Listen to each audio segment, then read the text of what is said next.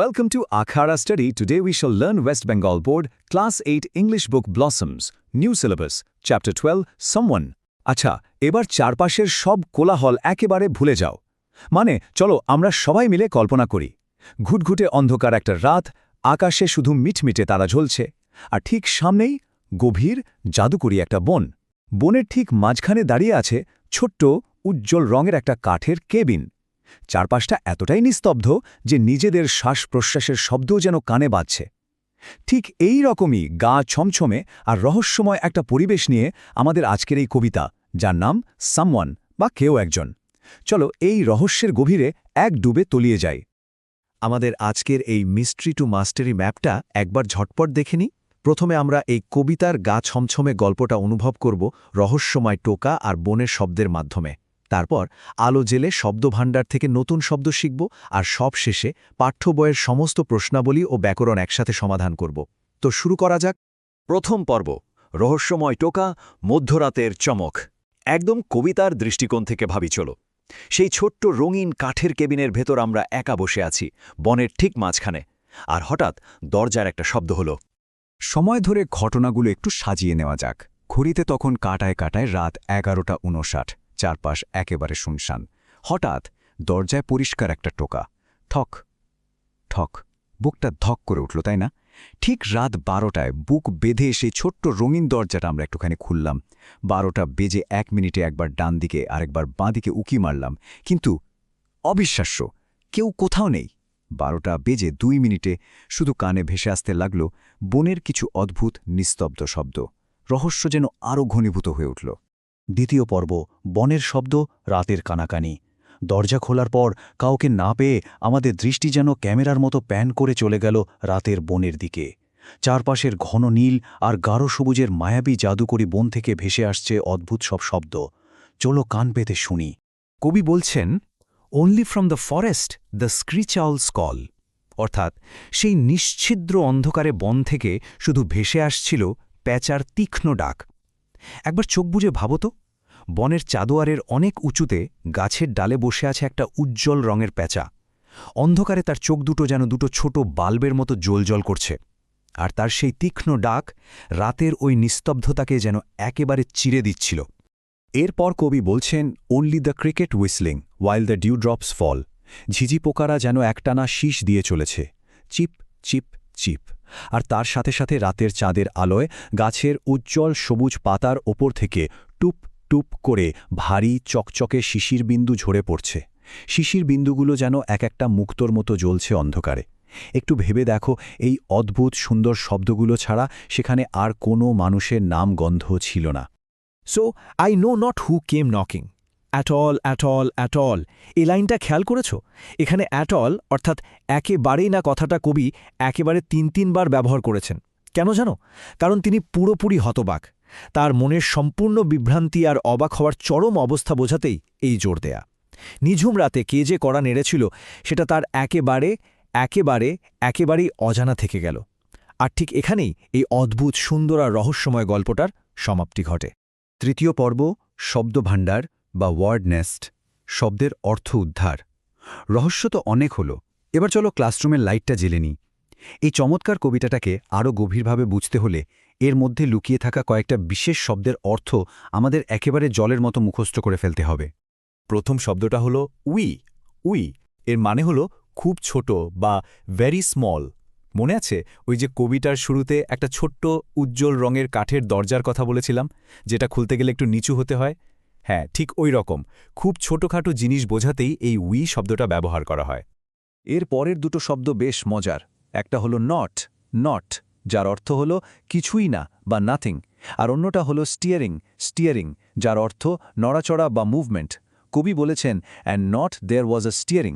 একটু ধীরে সুস্থে ভাবলে এর মানে দাঁড়ায়, জাদুকরী বনের ওই নিশ্চিদ্র অন্ধকারে বিন্দুমাত্র কোনো নড়াচড়া ছিল না। চারপাশ ছিল একদম নিশ্চল, স্থির আর নিস্তব্ধ। চতুর্থ পর্ব, পাঠ্যপুস্তকের প্রশ্নাবলী, সমাধান। চলো একসাথে করি। গল্প শোনা হলো, শব্দ শেখা হলো। এবার আমাদের পাঠ্যবই খুলে অ্যাক্টিভিটি 1 থেকে 5 পর্যন্ত ধাপে ধাপে জয় করার পালা। চলো খাতা পেন নিয়ে তৈরি হয়ে যাই। অ্যাক্টিভিটি 1-এ আমাদের সঠিক উত্তরটা বেছে নিতে হবে। চলো দেখি, প্রথমটা হলো দরজাটা কেমন ছিল। আমরা তো পড়েছি দরজাটা ছিল খুব ছোট, তাই সঠিক উত্তর হবে স্মল। দ্বিতীয়টা, কবি কোন দিকে তাকালেন। টাইমলাইনে আমরা পরিষ্কার দেখেছি উনি দরজা খুলে লেফট অ্যান্ড রাইট মানে বাদিকে আর ডান দিকে তাকিয়েছিলেন। তৃতীয় প্রশ্ন, ব্যস্ত গুবরে পোকাটা কোথায় টোকা দিচ্ছিল। ঠিক ধরেছ, সঠিক উত্তর ওয়াল বা দেয়ালে। আর শেষ প্রশ্নটা হলো ঝিঝি পোকাটা কি করছিল। সে হুইসলিং অর্থাৎ শীষ দিচ্ছিল। দেখলে তো ব্যাপারটা কত সহজ। এবার চলে আসছি অ্যাক্টিভিটি 2-এ। এখানে কবিতা থেকে সরাসরি তথ্য নিয়ে শূন্যস্থান পূরণ করতে হবে। যেমন প্রথমে আছে সামওয়ান কেম নকিং অ্যাট, এর ঠিক পরেই বসবে the poet's wee small door. দ্বিতীয়টা, there was no stirring in, উত্তরটা কবিতাতেই আছে দ্য স্টিল ডার্ক নাইট। তৃতীয়টা, the poet heard the screech owls call from, প্যাঁচার ডাক কোথা থেকে আসছিল। খুব সহজ, উত্তর হলো দ্য ফরেস্ট। আর শেষেরটা, the poet did not know, কবি কি জানতেন না, who came knocking at all, মানে কে কড়া নেড়েছিল। এভাবেই কবিতা থেকে খুঁজে নিখুঁতভাবে বাক্যগুলো সম্পূর্ণ করা যায়। অ্যাক্টিভিটি 3-এর প্রশ্নটা কিন্তু ভারী মজার। তোমার কি মনে হয় কবির ছোট্ট দরজায় কে কড়া নেড়েছিল? এটা সম্পূর্ণ আমাদের কল্পনার ব্যাপার। উত্তরে আমরা লিখতে পারি যে হয়তো রাতের কোনো দমকা হাওয়া দরজায় ধাক্কা দিয়েছিল, কিংবা হয়তো কোনো নিশাচর বন্যপ্রাণী যেমন গুবরে পোকা বা প্যাঁচাই শব্দ করেছিল। আবার এমনও তো হতে পারে ওটা ছিল জাদুকরী বনের কোনো অদেখা আত্মা। নিজেদের মতো করে একটু গুছিয়ে নিজেদের কল্পনা মিশিয়ে এই উত্তরটা অনায়াসেই লিখে ফেলা যায়। অ্যাক্টিভিটি 4-এ আমাদের একটা বেশ সুন্দর চার্ট পূরণ করতে হবে। একদিকে আছে কে মানে হু, আর অন্যদিকে কি করেছিল বা ডেড হোয়াট। চলো মেলাই। প্রথমে সামওয়ান বা কেউ একজন, সে কি করেছিল, কেম নকিং বা কড়া নেড়েছিল। তারপর বিটল বা গুবরে পোকা, সে ট্যাপ ট্যাপিং ইন দ্য ওয়াল, দেয়ালে টোকা দিচ্ছিল। আউল মানে প্যাঁচা, তার কাজ ছিল স্ক্রিচ আউলস কল অর্থাৎ তীক্ষ্ণ ডাক ডাকা। আর সবশেষে ক্রিকেট বা ঝিঝি পোকা, সে হুইসলিং মানে শীষ দিচ্ছিল। ছকটা একেবারে পরিষ্কার হয়ে গেল, তাই না? অ্যাক্টিভিটি 5-এ কয়েকটা সরাসরি প্রশ্ন রয়েছে। চলো উত্তরগুলো দেখে নিই। 1. কড়া নাড়ার শব্দ শুনে কবি কি করলেন? তিনি দরজা খুলে বাঁদিকে ও ডান দিকে তাকালেন। ইংরেজিতে বললে হি open the door and looked left and right. 2. রাতটা কেমন ছিল? রাতটা ছিল স্থির এবং অন্ধকার। The night was steel and dark. 3. পতঙ্গগুলোর নাম কি? কবিতায় বিটল বা গুবরে পোকা এবং ক্রিকেট বা ঝিঝি পোকার কথা বলা হয়েছে। আর শেষ প্রশ্ন, অ্যাট অল 3 বার কেন ব্যবহার করা হলো? এর উত্তরটা একটু আগেই আমরা আলোচনা করেছি। কবির সম্পূর্ণ বিভ্রান্তি এবং এই রহস্যময় ব্যাপারটিতে তার চরম বিস্ময় বোঝানোর জন্যই এই শব্দজার পুনরাবৃত্তি করা হয়েছে। পঞ্চম পর্ব, ব্যাকরণ এবং লিখন দক্ষতা, নিয়মগুলো আয়ত্ত করা। চলো বন্ধুরা, আমরা একেবারে আমাদের আলোচনার শেষ পর্যায়ে চলে এসেছি। এবার আমরা ইংরেজি শেখার সবচেয়ে গুরুত্বপূর্ণ দিক, গ্রামার আর রাইটিং স্কিলের দিকে নজর দেব। একদম ঘাবড়াবে না, আমরা খুব মজায় মজায় এগুলো শিখব। অ্যাক্টিভিটি 6A-তে ব্র্যাকেটে দেওয়া ভার্ভগুলোর সঠিক রূপ বসাতে হবে। প্রথমটা দেখো, the mayor dash to Pune next week. আগামী সপ্তাহে যাবেন, তার মানে কাজটা ভবিষ্যতে হবে, তাই এটি সিম্পল ফিউচার টেন্স। উত্তর হবে উইল গো। দ্বিতীয়টা, by next December we dash here for 3 years. আগামী ডিসেম্বরের মধ্যে 3 বছর ধরে থাকা হবে, অর্থাৎ ভবিষ্যতের কোনো একটা সময়ের মধ্যে কাজটা শেষ হয়ে থাকবে, তাই এটা ফিউচার পারফেক্ট টেন্স। উত্তর হবে উইল হ্যাভ স্টেইড। তৃতীয়টা, পারহ্যাপস দে ড্যাশ ডুয়ার্স লেটার। পরে যাবেন, তাই উইল ভিজিট। আর 4 নম্বর, the boy dash television since morning. সকাল থেকে দেখছে এবং এখনও দেখিয়ে চলেছে। অতীতের কাজ বর্তমানেও চলছে বোঝালে প্রেজেন্ট পারফেক্ট কন্টিনিউয়াস টেন্স হয়, তাই উত্তর হবে হ্যাজ বিন ওয়াচিং। এবার আসি অ্যাক্টিভিটি 6B এবং C-তে। এখানে আমাদের ফ্রেজ এবং ক্লজ চিনতে হবে। বিষয়টা খুব সহজ করে বলছি, শোনো। ফ্রেজ হলো এমন একটা শব্দগুচ্ছ যার মধ্যে কোনো সমাপিকা ক্রিয়া বা ফাইনাইট ভার্ব থাকে না। যেমন ধরো মেড অফ উড বা কাঠের তৈরি, এটি একটি অ্যাডজেক্টিভ ফ্রেজ, কারণ এখানে কোনো সমাপিকা ক্রিয়া নেই।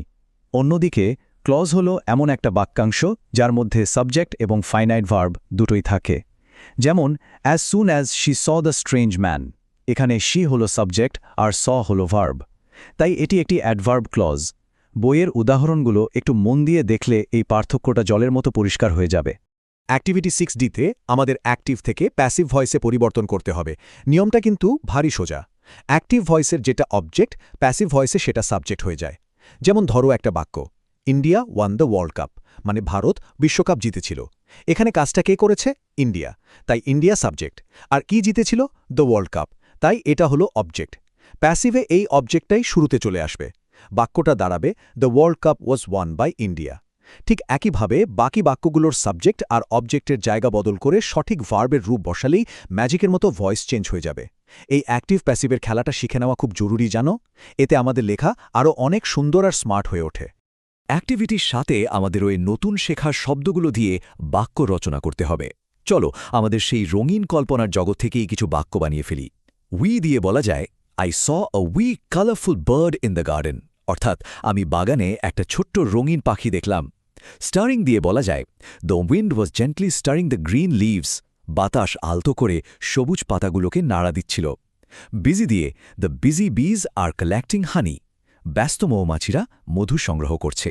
আর dewdrops, the sparkling dewdrops look like pearls on the grass, ঘাসের ওপর চকচকে শিশির বিন্দুগুলোকে মুক্তোর মতো দেখাচ্ছে। এভাবেই নিজেদের কল্পনা মিশিয়ে তোমরাও আরও দারুণ দারুণ বাক্য বানিয়ে ফেলতে পারবে। অবশেষে আমরা এসে পড়েছি লিখন বা রাইটিং টাস্কে। ৮ এতে একটি বনের গেস্ট হাউসে কাটানো জ্যোৎস্নালোকিত রাতের অভিজ্ঞতা নিয়ে তোমাদের লিখতে হবে। এই লেখায় তোমরা ওই রহস্যময় বন, রাতের নিস্তব্ধতা, মায়াবী নীল রং সব ফুটিয়ে তুলতে পারো।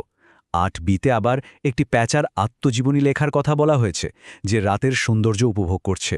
একবার ভাবো তো, ওই উঁচু গাছের ডাল থেকে একটা প্যাঁচার চোখে রাতের বনের রঙিন আর মায়াবী রূপটা ঠিক কেমন দেখতে লাগে। সেই ভাবনাটাই খাতায় নামিয়ে আনবে। আর হ্যাঁ, প্রজেক্টের কাজে নানারকম পতঙ্গের ছবি সংগ্রহ করে তাদের সম্পর্কে দারুণ একটা প্রজেক্ট বানিয়ে ফেলতে পারো। আজকের এই পর্বে আমরা শুধু একটা কবিতাই পড়লাম না, বরং আস্ত একটা জাদুকরী বনের রহস্য উন্মোচন করলাম। কিন্তু একটু ভেবে দেখলে আমাদের এই বাস্তব জীবনেও কি এমন অচেনা দরজায় মাঝে মাঝেই অজানা কেউ করা নাড়ে না? সেই রহস্যগুলোর উত্তর আমরা কিভাবে খুঁজি? এই প্রশ্নটাই আজ তোমাদের জন্য রেখে গেলাম। শেখার এই দারুণ আনন্দদায়ক যাত্রায় আমাদের সাথে থাকার জন্য অসংখ্য ধন্যবাদ। এই ধরনের আরও দুর্দান্ত আর আকর্ষণীয় পর্ব পেতে অবশ্যই আখাড়া স্টাডি ইউটিউব চ্যানেলটি এখনই লাইক, শেয়ার এবং সাবস্ক্রাইব করে ফেলো। আবার খুব তাড়াতাড়ি দেখা হচ্ছে নতুন কোনো রোমাঞ্চকর অধ্যায়ে। ভালো থেকো সবাই।